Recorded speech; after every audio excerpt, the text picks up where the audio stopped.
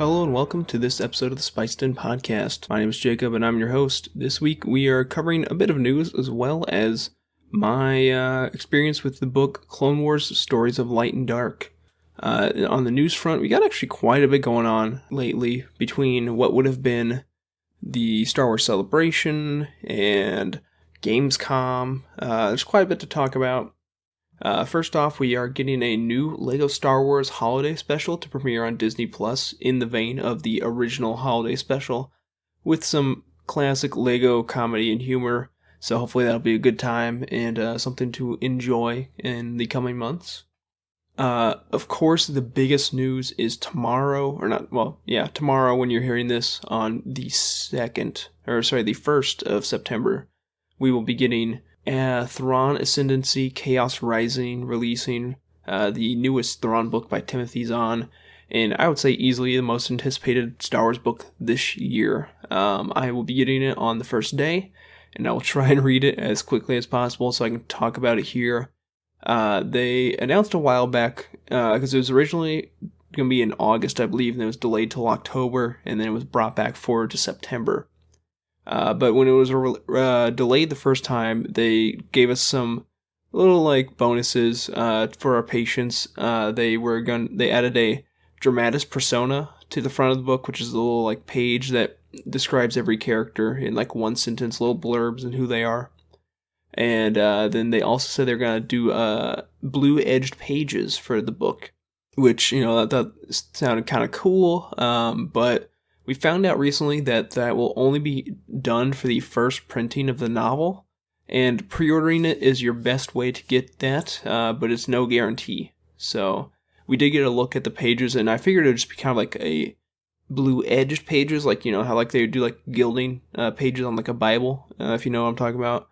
But it actually has a border on each page as well, so that kind of looks cool. I'm really hoping my copy will have the blue pages, because I'm not sure what I'm going to do if I don't. I might have to go track down. I have a Barnes & Noble's 5 minutes from here. I might have to go mask up and head over there to check it out if I don't get one. But fingers crossed that will be the case. Empire Strikes Back, of course, is celebrating its 40th anniversary this year. And in addition to the From a Certain Point of View book that's coming out in November, they also released a commemorative LEGO set that's the Bespin Duel. I did not get it. I'm not the biggest LEGO person. It's sold out most places, but you can buy it at Target still if you have a Target Red card, which I believe is their credit card. In honor of Celebration, they released a bunch of Ralph McQuarrie concept art Funko Pops, and although I'm not a Funko person, these were the first ones that kind of caught my eye in a while. They had the concept Darth Vader, Star Killer, Boba Fett with the white armor, and Chewbacca. So those look pretty cool. Those pretty much are sold out everywhere, so good luck if you did not get them the first time around. They also are doing online Star Wars Celebration exclusive merch for those who weren't able. Well, they canceled the event obviously this year. There was a small window for those who had bought tickets for this year to get first dibs. And I kind of looked it over. Nothing super stuck out to me. It's a lot of Empire 40th anniversary stuff, t-shirts. They had some collector's pins. There was a sunshade that looked like the Millennium Falcon, which I've seen these non-licensed ones for a long time. I think this might be the first official one, and it looked cool, but it's just not. There's nothing there that I really needed, so I decided to skip it on that one. Target, I talked about this before, but Target is getting more in the US. Is getting more Galaxy's Edge exclusive merch, including the Black Series Hondo Anaka. They're also getting some random kind of just dolls and stuff like that would go in the Toydarian section, some mugs, and they're also getting a few Savi's-inspired lightsabers, so I think that's kind of cool that they're bringing this out and allowing more people to experience it, especially during COVID. I'm probably not going to get the lightsaber from here just because the whole experience of Savi's is what makes it what it is, so I don't want to miss that out just to get a lightsaber from Target. That's probably going to be more expensive than I really feel like paying. So, I mentioned earlier, but Gamescom was happening in Germany. We had a new single-player focused trailer for Star Wars, The Squadrons, focusing on the campaign. We got to see a little bit more about that. We saw Wedge and Hera in that trailer some more, which was exciting. They were in the first debut trailer, obviously. And more of Admiral Sloane. So it looks pretty exciting. It's talking about just like the different factions and where they are in the war. Obviously, the Emperor's dead, and the Imperial Remnant is trying to grip on to its last bits of power before the New Republic drives them out. And a bit of unexpected gaming Star Wars news. The Sims 4 is getting a Galaxy's Edge expansion, so you can go to Batuu and get like lightsabers and stuff like that in Sims 4. Not much of, I mean, I used to play Sims a lot when I was younger. Not much of a Sims gamer anymore, but I think that's kind of exciting. And then Lego Star Wars: The Skywalker Saga. It was supposed to come out this holiday season, but has been delayed until 2021, spring 2021 to be specific. We saw the first like big trailer of that, and it's sad that it got delayed, but the game looks great. Like very high quality, lots of just unique special moments, and like it's very clear they're putting a lot of love into this game. You can even play as Yaddle. I mean, like Jarl Poof's in there. So many just random characters that you wouldn't expect are all in there. So I'm excited regardless. And they announced the deluxe edition, which will come with DLC pack characters, including the Mandalorian, as well as I believe the Bad Batch and some others as well. And you get a cool cover. So Darth Vader's on the cover, but there's like a clear like disc sleeve kind of thing. That slides up, and it's his mask that comes off, and you see like the gray scarred Darth Vader face underneath, so that's kind of cool. And then you also get a Luke Skywalker minifig with him drinking a carton of blue milk, so really fun little added bonus there. So I will definitely be getting that game when it comes out. And one last like small bit of news, so in addition to picking up the new Thrawn book this week, the Mandalorian Razor Crest Lego set was supposed to drop this week, but something's interesting happening with this right now. Basically, from what I've been able to gather, like over like the past couple days, it has been dropped from the Lego store. Like the listing's no longer there, you can't find it, and the only other retailer I know of that has it is Amazon. So I went ahead and placed my pre-order on Amazon. I was gonna do it on Lego so I can get some like VIP points, but whatever. I placed my order on Amazon. It's supposed to come here on Thursday. But I did a little bit more digging, and from what I can tell, a lot of like Lego news sites are reporting that there's a potential issue with the trademark and licensing of the name Razor Crest, and that it might be under file for someone else in some certain regions. So they are scrambling to potentially. The rumor is they're going to rename it and re-release it as like the Mandalorian cargo ship. Just like a super generic name like that to avoid any issues there. So we'll see what happens. Hopefully I'll get my order confirmed. Some people that ordered from Lego were apparently getting their pre-orders canceled. But others haven't yet. I don't know what's going to happen since I have mine through Amazon. But there could be a chance that it becomes a collector's item if there's a limited run with the like actual Razor Crest on the box. So we'll see what happens there.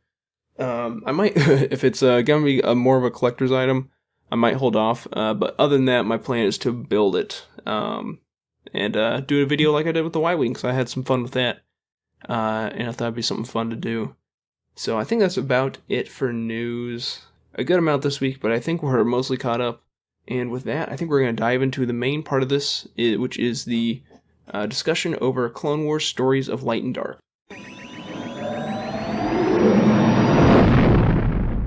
So if you listen to the last episode of the podcast, which I highly suggest you do, I interviewed Sarah Beth Durst, who is the author of one of the chapters in this anthology, and I had a lot of fun with that. I think it was one of the best episodes I've made so far. But now I had a chance to actually read the book, and it was a good time. It's a middle school junior reader age novel, so it was a very quick read. I basically read it in like 2 sittings. Not every story is fantastic, but I did enjoy it as a whole. I think there's just like 2 or 3 that weren't really for me, specifically. But I had a good time with it. It brings a lot to the Clone Wars, and I think it's kind of just acts as a celebration of the story as a whole, by taking all these different episodes and arcs and kind of fleshing them out in book form don't look like I wouldn't be looking for like novelization, like movie novelization levels of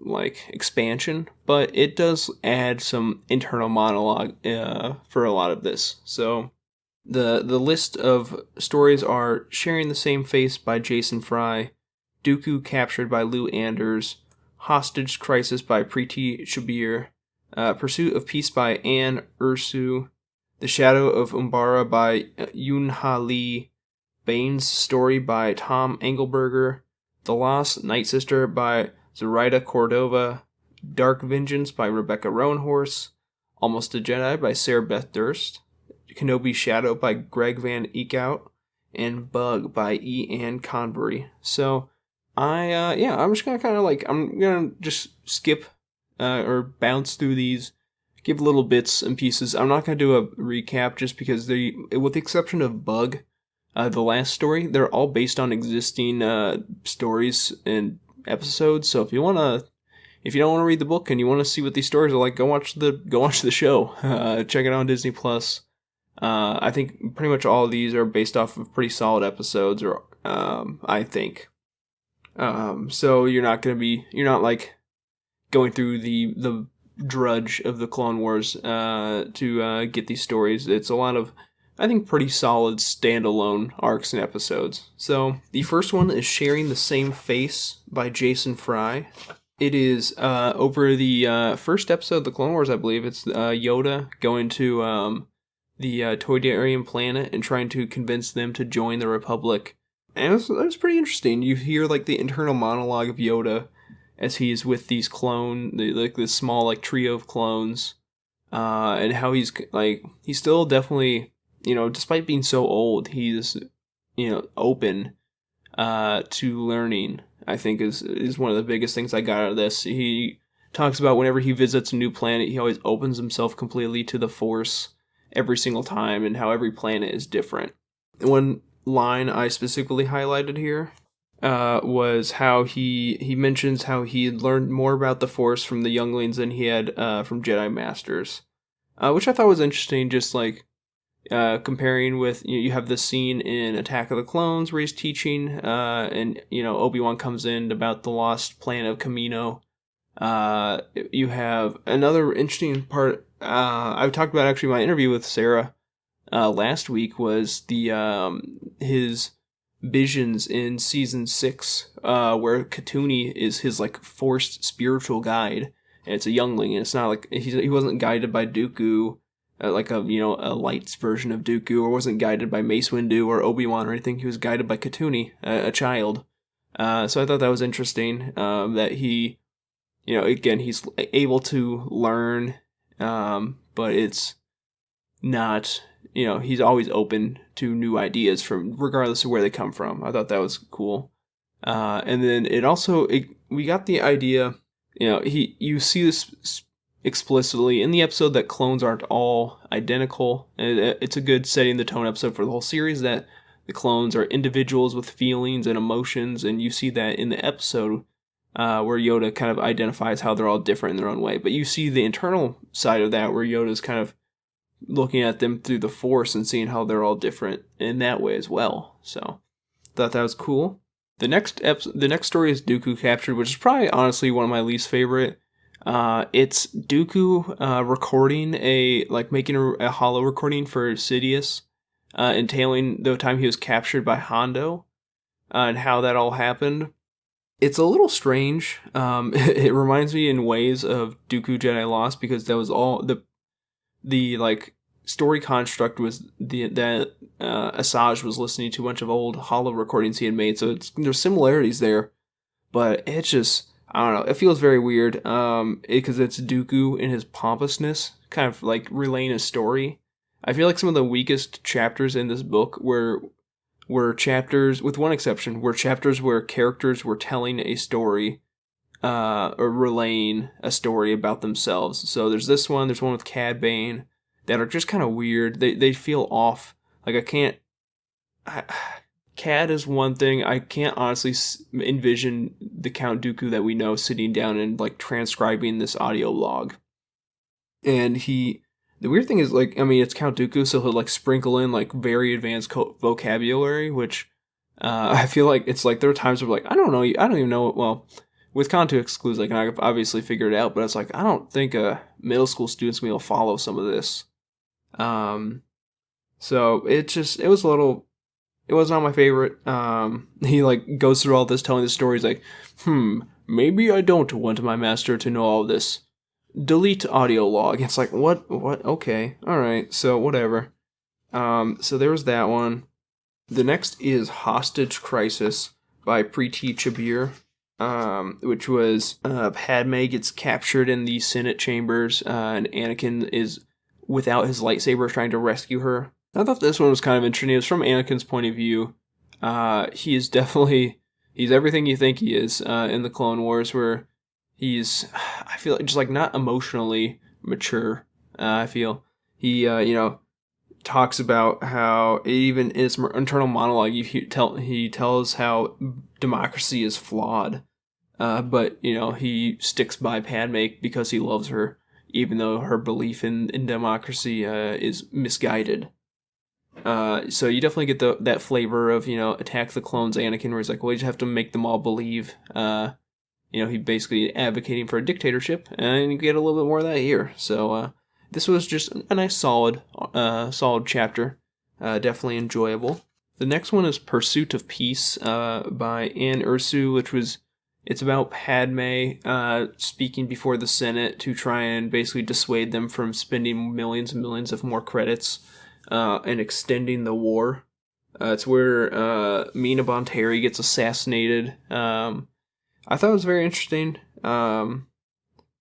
that just like this whole, it's just the political side of things. I think it's interesting coming from having read Queen Shadow, just her experience in the Senate and her experience with the different senators. I would say a much better appreciation for this side of Star Wars after having read that book. And one thing that, like a nice tie I saw in there is how you basically have the senators for the Techno Union arguing for more war because they make more money that way, and then the senator for Camino also doing the same thing because he will make more money. And just like it gives me vibes of DJ from The Last Jedi, and without going too deep into that, you have just this character who's like, it doesn't matter really what side you are on at the end of the day. For like most of the galaxy, their life is going to be pretty similar either way. It's just all of us at the bottom fighting over ideals, while everyone at the top is just making money over both sides, regardless of what happens. They don't care as long as their pockets are lined. So I felt like I was getting vibes of that through this story. That I thought was pretty cool. Next is Shadow of Umbara by Yoon-Ha Lee, which is one of the best arcs in the Clone Wars, in my opinion. It's basically Clone Wars Vietnam, more or less sprinkled in with a treason plot. I didn't point out anything in particular in this chapter as far as to highlight. Just like it's very solid. You get to experience it from Rex's point of view, and I think it's a very good arc, very good chapter in the book. You get to learn more. Like I think something that was very helpful for me reading this book is when I finished the Clone Wars, I honestly didn't I couldn't rattle off until at least season 7. I don't think I could rattle off clone names outside of Cody and Rex. And it's like, oh yep, there's those two. And it's like, I know the 501st was there, and I know I watched episodes about them, but I don't feel like I really connected with them as on a character level, super deeply. I think I'll definitely have to rewatch this arc now that I've read this book or chapter of the book. But the really cool thing was Rex having these personal connections with all these different clones, whether it's Fives or Jesse or Kix or Tup or whatever like that. It's like, oh, okay. When you see him or read about him calling them by name or thinking about them in his head, I think it gives you that connection. It's like, oh, yes. For me, when Tup has his moment in season 6, I think, or season 5 or season 6, I was like, is this the first time we're meeting this character? I honestly don't remember him, but now we're, he's getting thrown in this story, and it's like, oh, okay, so he isn't someone that was just written in for that one specific purpose. He has a past and a history. So I really appreciated that. The next story is Bane's story about Cad Bane by Tom Engelberger. This is again one of my. I don't think it's bad. It's one of my lower. I'd say probably it's the. I like it a little bit better than the Count Dooku story, but it's still not my favorite. It's basically Cad Bane relaying the events of like the Hardeen episodes where Obi-Wan goes undercover and they try and kidnap Chancellor Palpatine. Basically, what he like experiences all that, and then he gets thrown back in prison, and he's just relaying the story to Boba and Bosk as they're like sitting at the mess hall in the prison, and it's just like it's like okay, but I like it's a shame because I really enjoyed these episodes, and I think that's what saves it for me more than the Dooku chapter. But it's not my favorite. So yeah, I don't know. The next story though is The Lost Night Sister by Zoraida Cordova, which I thought was about Asajj coming back after watching her, her whole clan get murdered by General Grievous, and her experience with how she came upon the bounty hunter crew, Krait's Claw, working for Boba and all of them. I thought it was kind of interesting. This is something that really benefited, I think, most. The story that probably benefited most from having that internal dialogue. You really see, basically, I mean, she's gone through. Asajj has had a brutal, awful life from basically being, like enslaved more or less more or less enslaved under several different masters, whether that's that first bounty hunter or her Jedi master, Count Dooku. Like, she hasn't really been independent, and this is kind of her first foray into independence, and it ends terribly with all of her people being killed. So she's gone through a lot of trauma, and this is her kind of dealing with that issue and trying to figure out what her next path is going to be. I think it was a very good chapter. One thing, like, I want to highlight the like ending of it. She completes this mission. She gets out of there, she gets her money, and she's like ready to move on. And this is kind of her eternal idea. And like the whole chapter is revolving around her finding her new path that Mother Talzin tells her about. And she says, the truth was she had always had a path. She'd only lost it for some time. Ventress had been so many things. Slave, Jedi, Sith, Night Sister, Survivor, Bounty Hunter. She had never been nothing. She had never been no one. She was Asajj Ventress, and the galaxy was waiting. I thought that was a very powerful little kind of send off for her character in this chapter. Despite everything that she has gone through, she still has herself, and that's kind of what's important to her at this point. I still can't wait to eventually get to Dark Disciple when I have time. I've heard it's amazing, and it's kind of like that capstone for her character. So good chapter overall. The next one, it's Dark Vengeance by Rebecca Roanhorse, it's very interesting. It's Darth Maul telling a story to a child of his basically rescue by Savage in his first attempt at getting Kenobi back. The best thing about this book is, I talked about in my interview that, or one of the best things is that all of the audiobook chapters are voiced by the original voice actors and voice actresses from the show. So Sam Witwer does this chapter for Darth Maul, so I had his like voice just in my mind the whole time I was reading with this chapter, and that definitely helped me enjoy it quite a bit more. This is one of the ones where it's just like someone telling a story that I actually really enjoyed. It's just him telling how he was found and how he had been driven mad, and his attempt at getting Kenobi, and how, he fails that first time and obviously fails continuously, but it doesn't matter to him that he has waited for so long. He can wait a little bit more. I don't know if I missed this. Yeah, he tells this story to a child. He starts off saying, "Tell me, child, do you know who I am? Do they whisper my name in the classrooms of your academy, down the winding halls of your space station, in the hollows and fields of your farming planet, or across the dunes of your desert home?" Like, I'm not entirely sure who he's talking to be completely honest. I like, it kind of seems like Ezra, Like I have to have missed something. I don't know if like it's like in the episode. I haven't rewatched any of these recently, but he's just telling this basically like fireside story. Like almost sounds like he told this to Ezra as they were going to find Kenobi or whatever. All right, so I think that could be it, but I honestly have no idea. But overall, it's just a great chapter. I don't think it particularly added much for me, like new. I think it was just a great way. Like Rebecca Roanhorse is such a good writer. She wrote Resistance Reborn, which I really enjoyed. But this was just her getting in Maul's head, I think, in a very unique, well, not unique, but a very authentic way. I think like it feels so true to the character, and I think she did a really great job with this overall.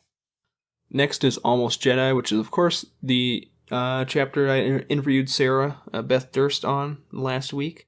It's the last episode of the Gathering arc, told from the perspective of Katuni, who is like fangirling hard over Ahsoka and just sees her as such a role model. While she herself has issues with like self-confidence and trusting in herself, she sees Ahsoka as something to aspire to and something that she wishes like I don't think she at least at the beginning she doesn't think she could ever be Ahsoka, but it's like what she like I think that's what her dream is to be someone like her. So I think it was a very good chapter, very enjoyable. It's not like there's of course action, but it's nothing. Yeah, it's not a giant spectacle. I feel like it's much more about telling the story of Ahsoka through the lens of Katuni, someone that Ahsoka started off being this child Snips, being someone who wasn't. I mean, she was capable. She was a Jedi Padawan, but she wasn't anything spectacular. Like she experiences failure and PTSD at the very beginning of the show, but now at this point she's a fully fledged, capable, warrior and leader in her own right, and we see the evolution through Katuni's eyes. I think it was very, very powerful arc, and like I said in the last episode of the podcast, very powerful. I think especially for young girls and young women who are, they get that representation in the media and they get that lens of seeing themselves looking up to someone. So I think that's very cool. One thing I just highlighted about Katuni is like her recurring idea throughout this chapter is she's almost made it. She's almost a Jedi. She almost has completed her lightsaber. They've almost escaped, but all these almosts don't matter. Almost like if you're not almost, or if you're almost something, you're definitely not something, and that's a problem. And she wants to be something. And she even when she gets more negative, she thinks like, almost, if I think almost, it could mean never. If I'm almost a Jedi, it might mean I'm never going to become a Jedi. But towards the end, she realizes that she is capable and she can do all these things, and her idea of almost switches from never to someday. It's like, I am not a Jedi right now, but I will be a Jedi, and I will do great things, and I will protect the galaxy and all this stuff. So I think it's a great little like small evolution for Katuni, as well as a reflection of Ahsoka through the whole series. Next is Kenobi's Shadow by Greg Van Eckhout, and I thought this was a very interesting arc. It's about Kenobi when he goes to try and rescue Satine on Mandalore, and she's murdered by Maul in front of him. What I found so interesting was, I don't think I ever realized how, he obviously is torn apart by it, and you see like posts on like the Star Wars subreddit all the time about how like Obi-Wan's going through all these terrible things from losing Anakin and Qui-Gon and Satine and all this stuff in front of him, and he never turns evil, and that's something that's so powerful about his character. But I don't know if I ever like fully realized how negative and how like distraught he is by this event. Like he gets pretty bent up over it, and like I would say very close to teetering on the dark side, but it's his inner strength, I suppose, that kind of keeps him on that path, as much as he is like basically one step away from falling and snapping. That's what you love about Obi-Wan, is he's just such a pure character despite everything that's been thrown at him. The last story is the only it's the only new wholly unique story in this book, and it's called Bug by E. Ann Convery. I think it's very interesting. It's kind of like it's feels like a bit of like a spooky story kind of thing, something that like I haven't read Dark Legends, but I feel like it would go in there quite well. It tells the story. It's like this old kind of rundown pub.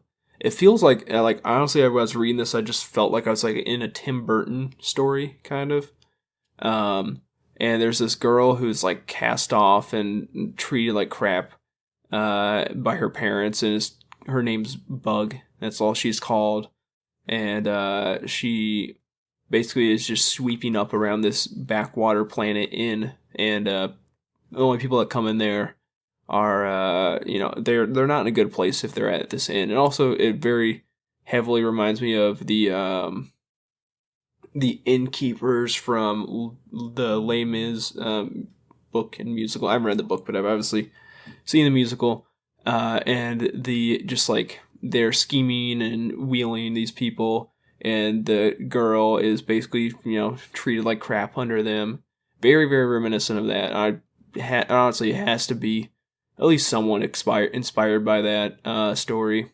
But the girl like meets this character, or this like mysterious woman, who tells her the story, like puts her under a spell as like a witch of some sort.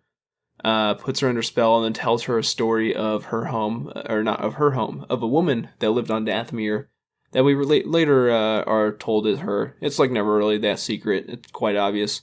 But super interesting. She like she was a night, or not a night sister, a Dathomirian, who was separate of Mother Talzin's clan, and while Mother Talzin and her group focused on power and like the dark side of magic, more or less, this woman was more trying to be peaceful and like live in the beauty of their world.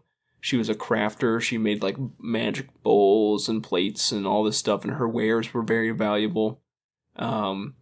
And she looked upon like the death pods that the Night Sisters were burying their fallen in, and she wanted to do something different. And she basically took all these natural elements from the world, put them in a new pod that was green, and it more or less it creates a person. Like it is like very tied to and reminiscent of like molding Adam from clay. They say like her skin is like dark brown, like the clay that she was made from. And yeah, she basically makes her own daughter, and births her from this pod, which is a level of magic that no one else on that planet would even like touch. And eventually this character, like her daughter, like becomes fed up with living this life, and is persuaded to go over to Mother Talzin, who then of course they're attacked by Grievous. So the mother is searching the galaxy for her daughter, and they don't, because Talzin sent her off somewhere, but they have no idea where she is. So with the help of Bug, she's persuaded to join this woman because she has nothing to live for on her current planet, to try and find the daughter. It's a very interesting story, and like I read this, I'm like, okay, well, what next? Like, where is this going? Like, I want to know what's going to happen with this character. The daughter's name is, well, the mother's Falta and the daughter is Yenna. So this has to go somewhere. Like, they can't just, I cannot imagine them writing this book and just being like, all right, here's this mystery, never to be seen again.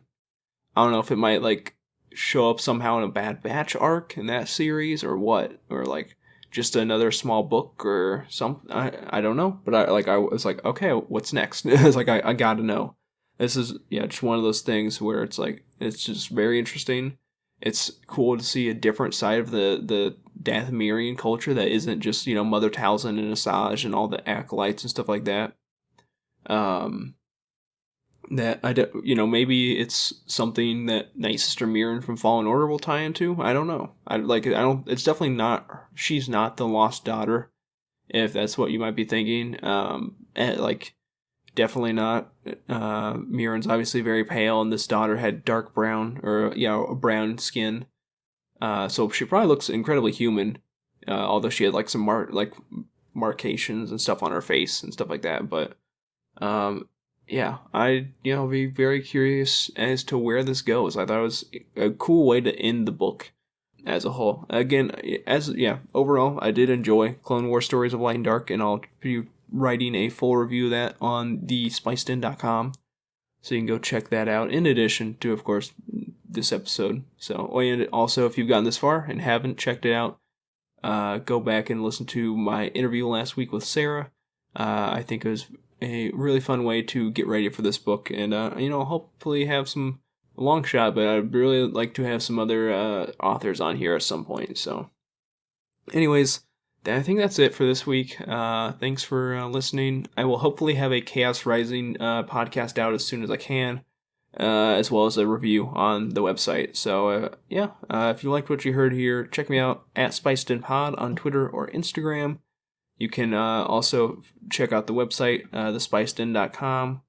And thanks as always to Gramble for providing music for this episode, and may the Force be with you.